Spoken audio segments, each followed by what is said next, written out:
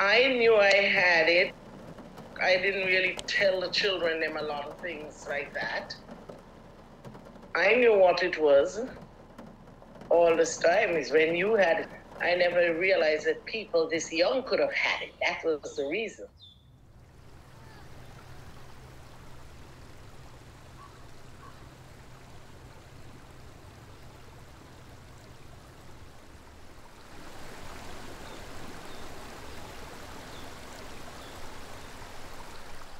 It's a problem for so many women, and almost half of African-American women have them. But what are they? No one believes how painful this is. They're really common, particularly in African-American women. You're dying from a period.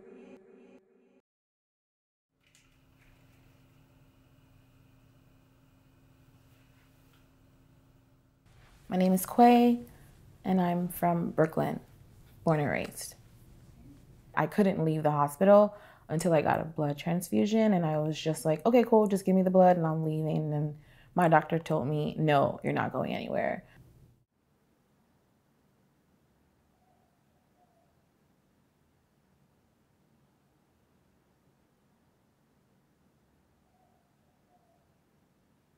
Something was missing. It was my period. So I went to the doctor and I did like a regular checkup. While the doctor was down there, he was like, do you want to have kids? And I'm like, yeah, not now, but eventually. And he was like, okay, we'll get dressed and we'll talk. I ended up staying overnight and having the blood transfusion, and then they did a scan on me, and during that scan, they found out that I had a large fibroid and that it was dying and that I would need to get it removed sooner rather than later. Didn't know what a fibroid was, never heard of it. I'm like, am I gonna die? Fibroids are non-cancerous muscle tissue growths in a woman's uterus. Other symptoms include bloating, pain during intercourse, fatigue, anemia, and heavy and extended periods of menstrual bleeding. He said, your best option is to remove it. So I called my grandmother, let her know, and she was concerned, but there was still no mention that, hey, fibroids are in our family. In those days, your parents would not talk about something like that. That was not something that would bring to the table or talk about at all. I had the surgery. I was out of work for 6 weeks. I remember just getting the 4 weeks off from work, and then I went back out to work, tried to get on the subway. So much pain that I needed an extension to recover for 2 more weeks. And in that time, I found out that my aunt had fibroids, my grandmother's middle child. You know, I was just kind of upset. Like, why didn't anybody talk about this? I mean, I don't know if it's a cultural thing or what, but we should be talking about our bodies. We were never told things. When women got their period, it was like a shameful disease that you got. What if you have the cramps and have to go to bed? Isn't something wrong if your period doesn't come every 28 days? Is it abnormal if the amount of flow is always changing? Are we expected to suffer and still go about our business as usual when we have the curse? I've often wondered why it is that some women still call menstruation the curse.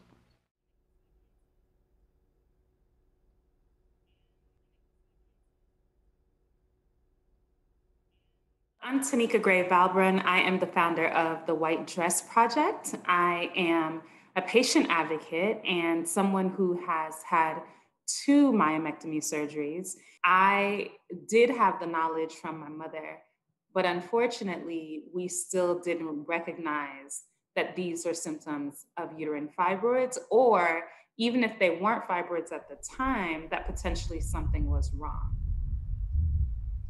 When I found out I had something called fibroids, I just burst out crying. And then my doctor, another doctor, a Black woman, she was like, you don't have to cry, I have 4 right now. And I'm like looking at her like I'm aware of how safe I felt. When I was younger, my gynecologist said, if you cut a fibroid, sometimes in most people, it tends to just take off. My first surgery, I had 27 fibroids removed. I was fine, started the organization, was so rah-rah, we got to do this, we got to change the world. And then 5 years later, I had to have another surgery. Maybe a year later, I had a really, really painful period. It was like gushing blood clots, and I thought that my uterus or something had snapped off. And a friend took me to the hospital. They told me that I had a fibroid in the same spot, the same size. And it made me question whether or not I actually got that removed. Like, I remember going into surgery and I woke up, didn't see my doctor till the next day. At that point I said, I'm not comfortable going back to that doctor. We didn't have that great of a relationship, and I felt like he really didn't care. So I went to another doctor to get a second opinion.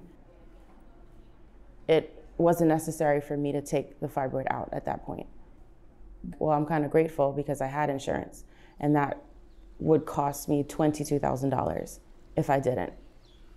Fibroids are estimated to cost the healthcare system $5.9 billion to $34.4 billion annually. And it also makes me think of how many women out there, especially Black women, don't have those resources. They don't have doctors that they can go to and trust, because over the years, the mistreatment has been there. America's long history of inequitable medical treatment for Black patients and its legacy of broken trust. Everything that happens disproportionately to minority communities is as a result of racism, because we're not getting the care, we're not getting things treated as properly. And why are Black women disproportionately impacted? And not only disproportionately impacted, but our fibroids grow larger. We tend to have more of them, like literally just the number. We're often offered hysterectomy as the first option before anything else. The younger generation, they might think getting more involved in their bodies and knowing what it is about, what all this is all about. So I think they're more focused on taking care of the body and making sure that they're on the same accord with it. Even just talking about it, like, gotta stay focused and not cry. Right. You need a lot more. Yeah, and it can't just be like reduced to like, oh yeah, it's somebody's diet, Oh, you just don't eat right, that's why. It's 2018. I'm 28, living my best life in a relationship. I get pregnant. Literally didn't think I could get pregnant. That was something that has been running through my mind since I was 25. Am I gonna be able to have a kid? My doctor was like, well, is this someone you just met at a club? I said, no. Oh, okay, well, I think you should have this baby. Not taking into consideration what I got going on. And he said, because you're getting older, you're 28, it might get more difficult for you as you get older to have a kid and to keep the kid. I said, okay, that's a lot to think about. He wasn't game for a baby, and I don't think I was game for a baby with him. And it was a hard decision, but I knew that if I had kept the baby, I would have been doing that pregnancy by myself. And to do that by yourself with a fibroid, with all kinds of complications, was not something that I wanted to do.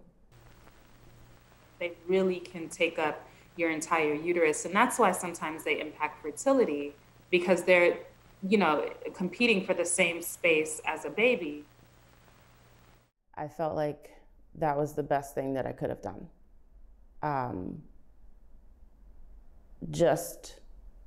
Wow.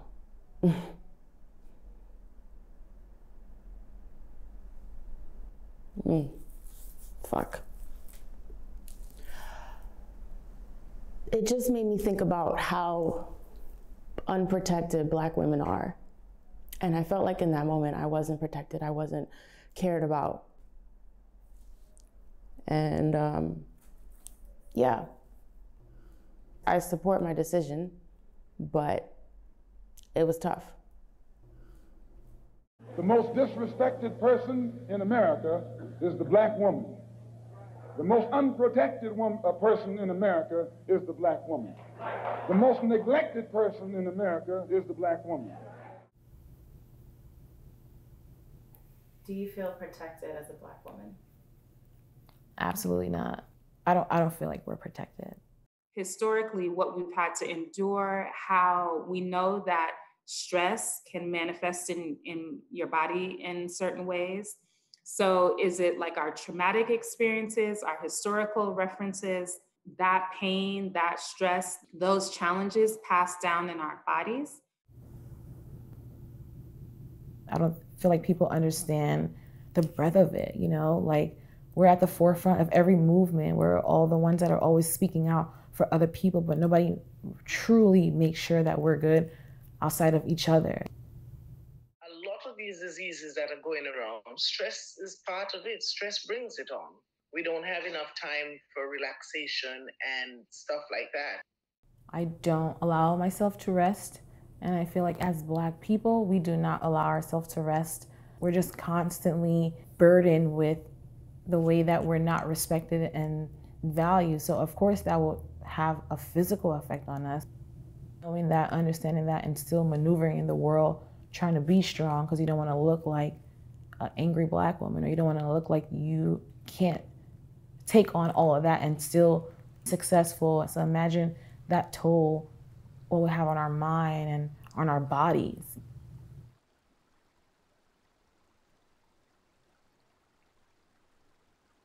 One of the hardest things about advocating for the awareness of uterine fibroids is that so many people are like, but do you die?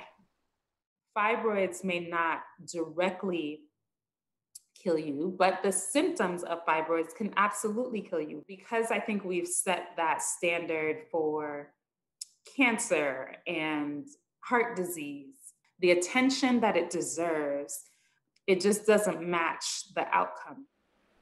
You know, the world needs to open up a little more. We need to open up and say what is going on. One of the things that a legislator said to me was that, hey, maybe the way you get some traction on this is if you loop it in with uterine cancer. We shouldn't have to loop in uterine fibroids with anything. But the fact remains that if you have a uterus, you can get fibroids.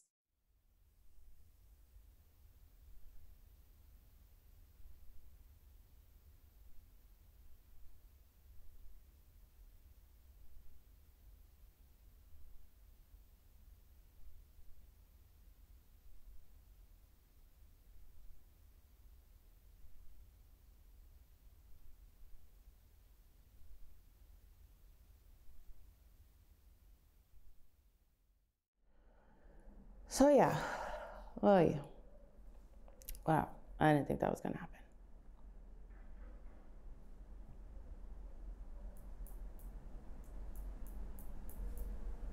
Is there anything else I want to say about this? I was worried about my fibroid growing while making this documentary, so I went to see my doctor a week after filming. She told me that my fibroid didn't grow larger, and that it wouldn't affect my ability to have children in the future.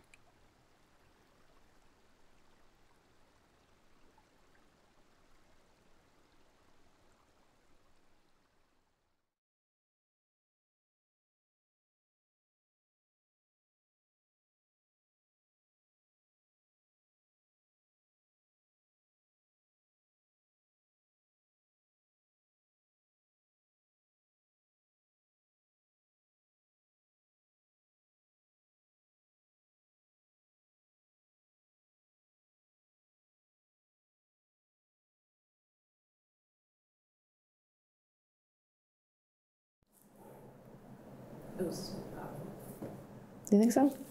Like the